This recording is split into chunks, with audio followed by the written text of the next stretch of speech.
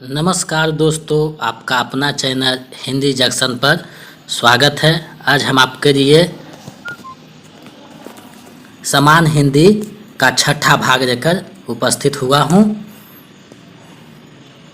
अगर आप नए हैं तो चैनल को सब्सक्राइब कर दें ताकि मैं आपके समक्ष ऐसे ही महत्वपूर्ण प्रश्नों के साथ उपस्थित होता रहूं।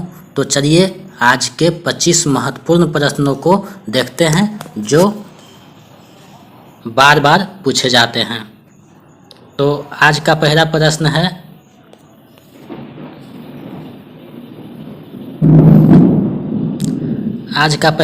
है, जयशंकर प्रसाद का अधूरा उपन्यास कौन सा है? जयशंकर प्रसाद का अधूरा उपन्यास कौन सा है? विकल्प ए इरावदी, विकल्प बी कंकार, विकल्प सी तितली और विकल्प डी गबन। तो इसका सही आंसर हो जाएगा विकल्प ए इरावदी, जो है जयशंकर प्रसाद का अधूरा उपन्यास है। नेक्स्ट प्रश्न देखते हैं। दूसरा प्रश्न है, वैद्यनाथ मिश्र किसका मूल नाम है? वैद्यनाथ मिश्र जो है वो किसका मूल नाम है? विकल्प ए है धूमिल का, विकल्प बी है नागार्जुन का, विकल्प सी है मुक्तिबोध का और विकल्प डी है अज्ञेय का। तो इसका सही आंसर हो जाएगा विकल्प बी नागार्जुन की। बहुत ही प्रसिद्ध नाम है इनका वैद्यनाथ मिश्र, जो बहुत कम लोग जानते हैं।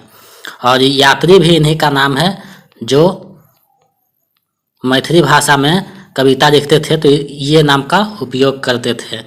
नेक्स्ट प्रश्न देखते हैं। तीसरा प्रश्न है, प्रथम तार सप्तक का प्रकाशन कब हुआ था?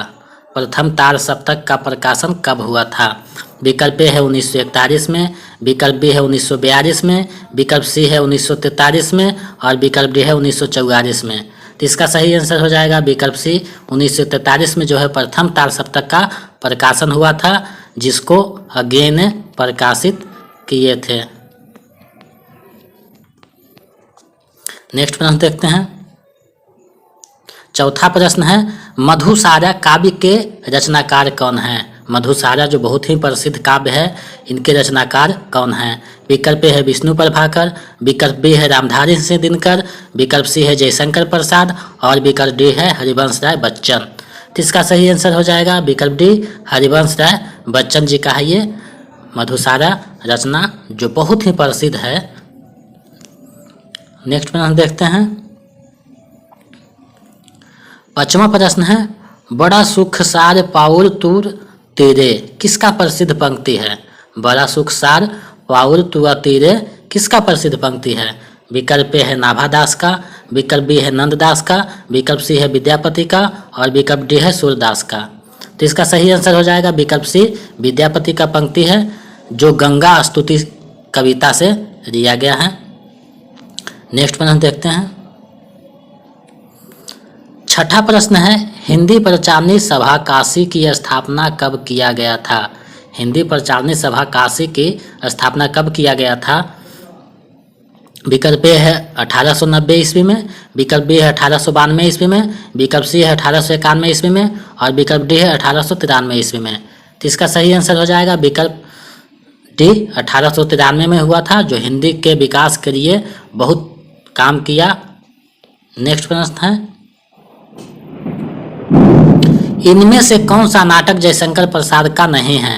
इनमें से कौन सा नाटक जयशंकर प्रसाद का नहीं है? विकल्प ए है कुमारगुप्त, विकल्प बी है स्कंदगुप्त, विकल्प सी है ध्रुव स्वामी, विकल्प डी है चंद्रगुप्त। तो इसका सही आंसर हो जाएगा विकल्प ए कुमारगुप्त, जो जयशंकर प्रसाद का नाटक नहीं है। नेक्स्ट प्रश्न देखते हैं। आठवां प्रश्न है, अपने पुत्री के शोक में किस कवि ने सरोज स्मृति लिखा है? अपने पुत्री के शोक में किस कवि ने सरोज स्मृति लिखा है? विकल्प ए है सुदामा पांडे धूमिल, विकल्प बी है सूर्यकांत त्रिपाठी निराला, विकल्प सी है रामधारी सिंह दिनकर और विकल्प डी है गजानंद माधव मुक्तिबोध। तो इसका सही आंसर हो जाएगा विकल्प बी सूर्यकांत त्रिपाठी निराला हैं, जो 1936 में सरोज स्मृति लिखते हैं। उनकी पुत्री सरोज थी, उसी की मृत्यु पर यह शोक गीत लिखा गया है, जो बहुत ही प्रसिद्ध है। आज का नेक्स्ट प्रश्न देखते हैं। 9वां प्रश्न है, फोर्ट विलियम कॉलेज की स्थापना कब किया गया था? फोर्ट विलियम कॉलेज की स्थापना कब किया था, आपको बताना है। विकल्प ए है 1803 में, विकल्प बी है 1802 में, विकल्प सी है 1800 ईस्वी में और विकल्प डी है 1805 ईस्वी में। तो इसका सही आंसर हो जाएगा विकल्प सी, 1800 ईस्वी में किया गया था, जिस समय गवर्नर थे लॉर्ड वेलेस्ली। नेक्स्ट प्रश्न देखते हैं। 10वां प्रश्न है, यह मंदिर का दीप इसे नीरव जलने दो। यह मंदिर का दीप इसे नीरव जलने दो किसकी प्रसिद्ध कविता है। विकल्प ए है मीराबाई, विकल्प बी है विद्यापति, विकल्प सी है महादेवी वर्मा और विकल्प डी है कृष्णा सोपती। जिसका सही आंसर है विकल्प सी, महादेवी वर्मा का ये कविता है। नेक्स्ट प्रश्न है, हजारी प्रसाद द्विवेदी द्वारा लिखा उपन्यास कौन नहीं है। इनमें से कौन सा उपन्यास हजारी प्रसाद द्विवेदी द्वारा लिखा नहीं है। विकल्प ए है वान भट्ट की आत्मकथा, विकल्प बी है चारू चंद्रलेख, विकल्प सी है नामदास का पोथा और विकल्प डी है शेखर एक जीवनी। तो इसका सही आंसर हो जाएगा विकल्प डी, शेखर एक जीवनी हजारी प्रसाद द्विवेदी का नहीं है, ये अज्ञेय की बहुत ही प्रसिद्ध उपन्यास है। चलिए नेक्स्ट प्रश्न देखते हैं। 12वां प्रश्न है, इनमें से किस पत्रिका के संपादक सूर्यकांत त्रिपाठी निराला हैं। इनमें से कौन से पत्रिका के संपादन जो है सूर्यकांत त्रिपाठी निराला किए थे। विकल्प ए है सरस्वती पत्रिका, विकल्प बी है मतवारा पत्रिका, विकल्प सी है हंस पत्रिका और विकल्प डी है बाल बुधनी पत्रिका। तो इसका सही आंसर हो जाएगा विकल्प बी, मतवारा पत्रिका के संपादक सूर्यकांत त्रिपाठी निराला थे। नेक्स्ट प्रश्न देखते हैं। 13वां प्रश्न है, आपका बंटी उपन्यास के रचनाकार कौन है। आपका बंटी उपन्यास के रचनाकार कौन है। विकल्प ए है कृष्णा सोपती, विकल्प बी है मैत्रेयी पुष्पा, विकल्प डी है मन्नू भंडारी और विकल्प डी है मृदुला गर्ग। तो इसका सही आंसर हो जाएगा विकल्प सी, मन्नू भंडारी जो है आपका बंटी उपन्यास के रचनाकार हैं, जो बच्चे के मानसिकता को लेकर लिखा गया है। नेक्स्ट प्रश्न देखते हैं। 14वां प्रश्न है, रामायण महानाटक के रचनाकार कौन है। रामायण महानाटक के रचनाकार कौन है। विकल्प ए है प्रेमचंद चौहान, विकल्प बी है दलपति विजय, विकल्प सी है बालकृष्ण भट्ट और विकल्प डी है विष्णु प्रभाकर। तो इसका सही आंसर हो जाएगा विकल्प ए, प्रेमचंद चौहान जो थे रामायण महानाटक के रचनाकार थे। चलिए नेक्स्ट प्रश्न देखते हैं। 15वां प्रश्न है, अंधा युग किसका प्रसिद्ध रचना है। अंधा युग किसका प्रसिद्ध रचना है। विकल्प ए है मोहन राकेश का, विकल्प बी है प्रभाकर माचवे का, विकल्प सी है हबीब तनवीर का और विकल्प डी है धर्मवीर भारती का। तो इसका सही आंसर हो जाएगा विकल्प डी, धर्मवीर भारती का ये बहुत ही प्रसिद्ध रचना है। नेक्स्ट प्रश्न देखते हैं। 16वां प्रश्न है, संचारी भावों की संख्या कितनी मानी गई है। संचारी भावों की संख्या कितनी मानी गई है। विकल्प ए है 30, विकल्प बी है 31, विकल्प सी है 32, विकल्प सी है डी है 33। इसका सही आंसर हो जाएगा विकल्प डी, 33 जो है संचारी भावों की संख्या मानी गई है। चलिए नेक्स्ट प्रश्न देखते हैं। 17वां प्रश्न है, अनुमितिवाद के प्रवर्तक किसे माना जाता है। अनुमितिवाद के प्रवर्तक किसे माना जाता है। विकल्प ए है भट्ट रुदट को, विकल्प बी है भट्टनायक को, विकल्प सी है आचार्य शंकु को और विकल्प डी है अभिनव गुप्त को। तो इसका सही आंसर हो जाएगा विकल्प सी, आचार्य शंकु को जो है अनुमितिवाद के प्रवर्तक माना जाता है। चलिए नेक्स्ट प्रश्न देखते हैं।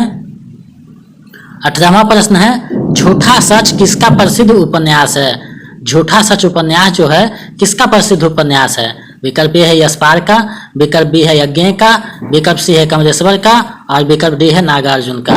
तो इसका सही आंसर हो जाएगा विकल्प ए, यशपाल का ये बहुत ही प्रसिद्ध उपन्यास है। चलिए नेक्स्ट प्रश्न देखते हैं। 19वां प्रश्न है, इनमें से किसे जो है परपदवाद कहा जाता है भी कहा जाता है। इनमें से किसे परपदवाद भी कहा जाता है। विकल्प ए है प्रयोगवाद को, विकल्प बी है प्रगतिवाद को, विकल्प सी है छायावाद को और विकल्प डी है नकेनवाद को। तो इसका सही आंसर हो जाएगा विकल्प डी, नकेनवाद को जो है परपदवाद भी कहा जाता है। चलिए नेक्स्ट प्रश्न देखते हैं। आज का 20वां प्रश्न है, दोपहर का भोजन किसका प्रसिद्ध कहानी है। दोपहर का भोजन कहानी किसका प्रसिद्ध है कहानी है। विकल्प ए है यशपाल का, विकल्प बी है अमरकांत का, विकल्प सी है निर्मल वर्मा का और विकल्प डी है भीष्म साहनी का।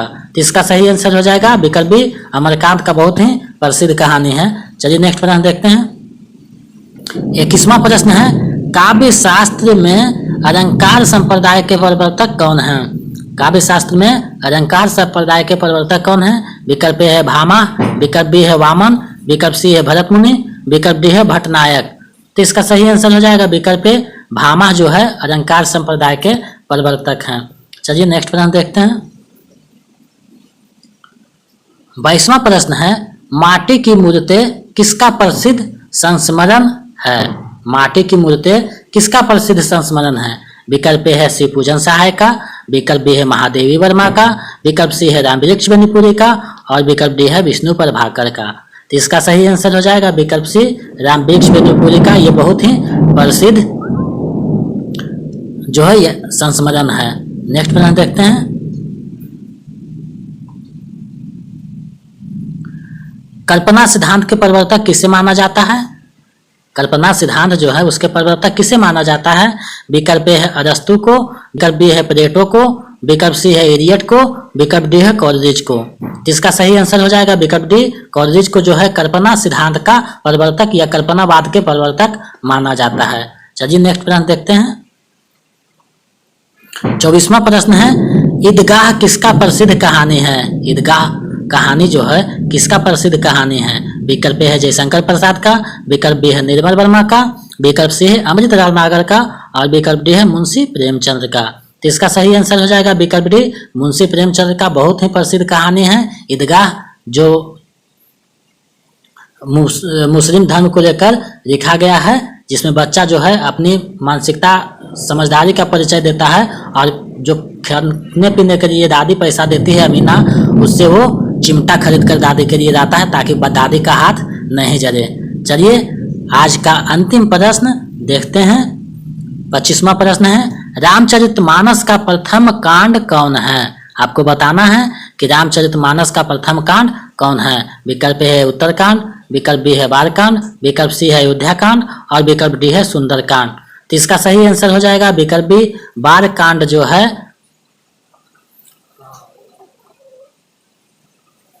रामचरितमानस का प्रथम कांड माना गया है, माना जाता है और है भी। तो ये रहा आज का प्रश्न। आप लोगों के लिए प्रश्न आज का है, किस उपन्यास को राजेंद्र यादव और मनु भंडारी ने मिलकर लिखा है? आपको बताना है कि किस उपन्यास को राजेंद्र यादव और मनु भंडारी ने मिलकर लिखा है। तो ये कमेंट सेक्शन में आप बताइएगा। और अगर आप मेरे पुराने वीडियो भाग 1, भाग 2, भाग 3, भाग 4, भाग 5 देखना चाहते हैं तो नीचे डिस्क्रिप्शन में लिंक दिया जा रहा है, वहां से देख लीजिएगा।